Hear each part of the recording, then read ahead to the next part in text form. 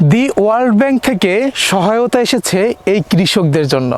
দেখতে পাচ্ছেন আমার পিছনে যত ফসলদি আছে এগুলো কিন্তু এক একটা ব্যাংক এবং এক একটা দেশের গভর্নর কিন্তু এগুলোতে সহায়তা রয়েছে। এই ব্যাংকটি সহায়তা করেছে এই কৃষকদের।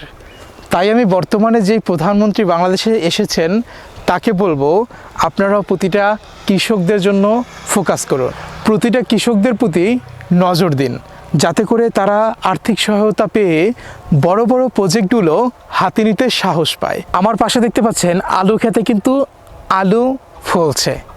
যেই আলুগুলো হচ্ছে মিষ্টি আলু, এই আলুগুলো খেতে খুবই মিষ্টি হয় এবং এই আলুগুলো কিন্তু সেদ্ধ করে খেতেও খুব সুস্বাদু। দেখায় বিষয়টা, এখানটাতে আসুন। এখানে দেখতে পাচ্ছেন এই যে আলু গাছে হচ্ছে ফুল ফুটে গিয়েছে। এই কত সুন্দর ফুলটা, আরেকটু যখন মিলবে তখন কিন্তু ফুলটা আরও সুন্দর লাগবে। জি, এই গাছের মূলত শিকড় ঘিরে আলু বেড়ে ওঠে এবং আলুগুলো কিন্তু এখানটাতেই হয়।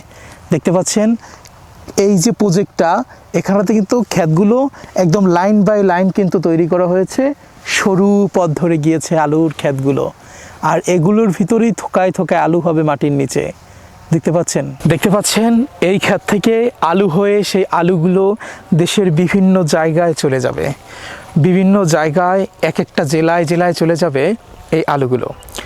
আরেকটা বিষয় হচ্ছে বাংলাদেশে আলু খান না এরকম মানুষ কিন্তু নাই, মোটামুটিভাবে খুঁজে পাওয়া যাবে না, কারণ আলু কম বেশি আমরা সবাই ভালোবাসি, কম বেশি আমরা সবাই খাই।